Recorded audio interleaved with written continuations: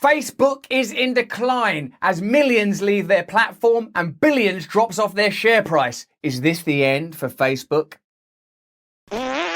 Welcome to the channel, you 4.9 shimmering seraphins, singing on high with glorious new truths, awakening moment to moment to new possibilities. They stay connected, they stay free, here in reality, not in some crazy metaverse. What's going on over there at Facebook? They're in decline, as we always knew that they one day would be. Up until recently, Facebook has been continually increasing in value and worth. Here's some stories about what's going on there. In this video, we're going to ask you, and we're going to want you to respond because I read them comments, you know I do. Why do you think Facebook's in decline? Is it because of the censorship?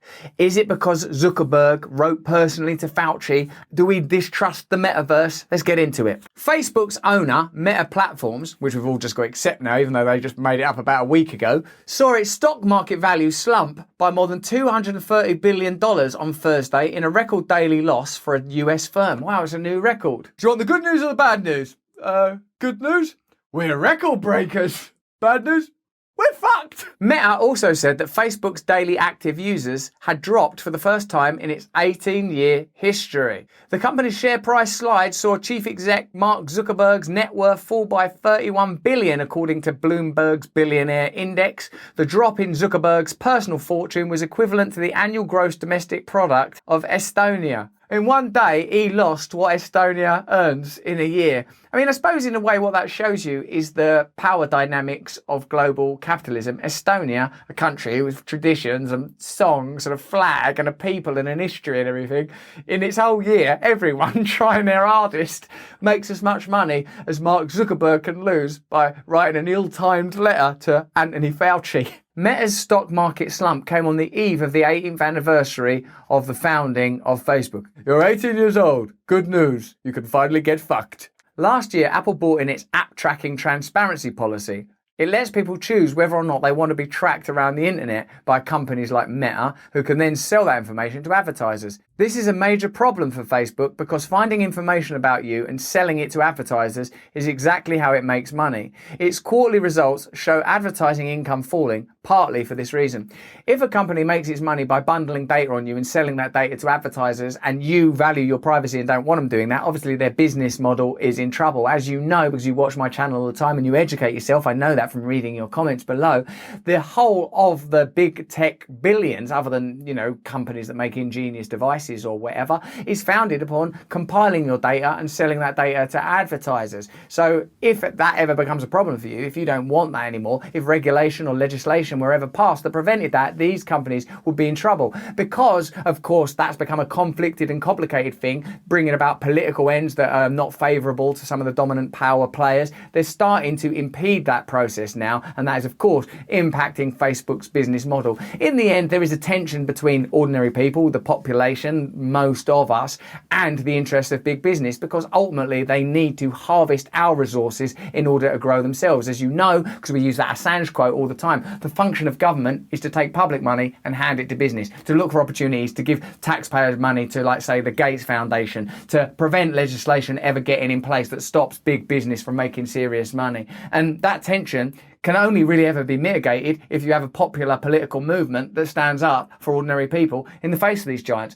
The beginning of Facebook's financial erosion, I suppose, is a good thing in some ways because it shows that if we don't participate in these products begin to fail. The company's name has been changed to mark a concept, the Metaverse, and Zuckerberg is committed to spending tens of billions of dollars on the project. Presumably the Metaverse was created or augmented in anticipation of these problems because they seriously understand data, obviously, over Facebook. So it's not coincidence that Meta is established, regulation around data capture comes about, and suddenly there are these losses and new projects on the horizon. What preceded that, is Facebook trying to get into what we call developing nations, being the only app on phones and all that stuff that we've reported on before. But this is, I suppose, a kind of pivot, or at least an evolution, that suggests that if we don't participate in these systems fail. I mean, that's the thing, isn't it? They require us. The area of censorship is something that I know you lot have told us about in the comments below. You were ahead of us when that whistleblower thing happened. Loads of you saying, hold on a minute, this whistleblower thing seems like it's actually going to be beneficial to certain interests. You was well smart there. Let's touch on the topic of censorship. Facebook has booted the rapidly growing Convoy to DC 2022 group from its platform after it gained 137,000 members. And of course what they'll say is,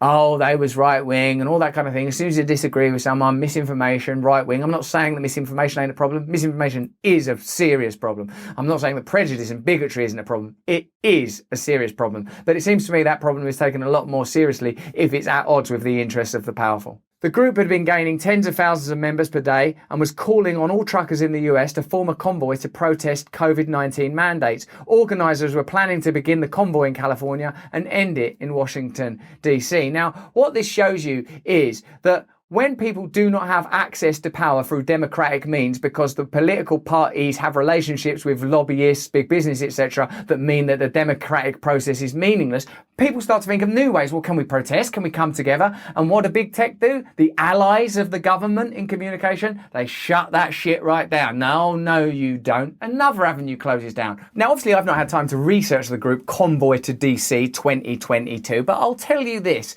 The idea that a group can come together on Facebook to organise a protest and be shut down shows how far we've come from the days of the Arab Spring, where people were able to use social media to communicate, to protest, to come together against oppressive powers. Nowadays, that's not a possibility. If you're thinking about protesting on Facebook, you better know in advance that your protest is in alignment with the outcomes Facebook desire. Otherwise, they'll probably shut you down and find a legitimate reason for having done so. The QAnon policies that Facebook cited when banning Convoy to DC 2022 were blasted when they were first introduced, with lawyers, journalists and authors warning that they were arbitrary and gave Facebook an unchecked license to censor. Remember how many times we have said to you, even if you disagree with a particular thing, watch out the regulation that's brought about around it, because down the road they might use it in a way that you don't like. That's why being pro-censorship or anti-free speech is not a good idea, even if you disagree with particular types of rhetoric. If you think, like, I don't like that, I don't think people should have the right to say that.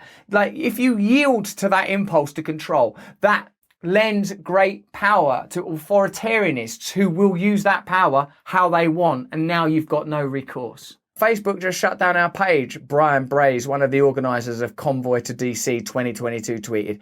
Apparently we don't fit their agenda. People united is scary, I guess. One thing that terrifies them more than anything else is people from left-wing categories, right-wing categories, a variety of categories coming together to unify, respecting our differences, losing any prejudice and bigotry, focusing instead on how we can form communities differently. It terrifies them. It terrifies them because it will work. That's why we have to stay transparent and connected. This isn't the first time that Facebook has banned a rapidly growing grassroots protest movement that's being shunned or disparaged by the mainstream media.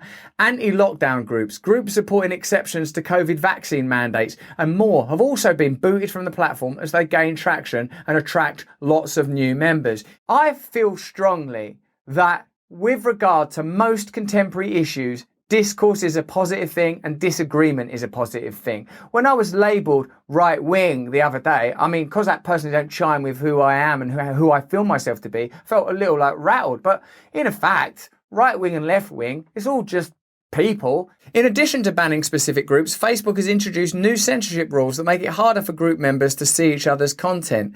So that's just manipulative and unfair. In a way, social media has superseded and replaced communication devices like telephones and letters and talking. And the idea that that is mobilized in order to capture data is troubling. And the idea that it is censored is troubling. There is a requirement for regulation, but that regulation should be in favor of ordinary people and our ability to communicate freely. A recognition that these platforms have grown beyond all recognition and occupy a place that we don't have the administrative power to recognise. New rules, new regulations, always in the favour of individuals, not in the favour of the interests of certain political or corporate entities. So there has to be some basic values. And the problem is with the cultures and societies we're living in now is they don't have any values. The only thing they value is the pursuit of profit. So in that abyss, in this nihilistic hellscape, always the corporate interest will win out. Furthermore, and this is something that will fascinate loads of you, I know this, hit me up in the comments below. In April 2020, Facebook CEO Mark Zuckerberg offered NIAID Director Anthony Fauci help in facilitating decisions regarding lockdown measures in the US. This is shown in private emails exchanged between the two.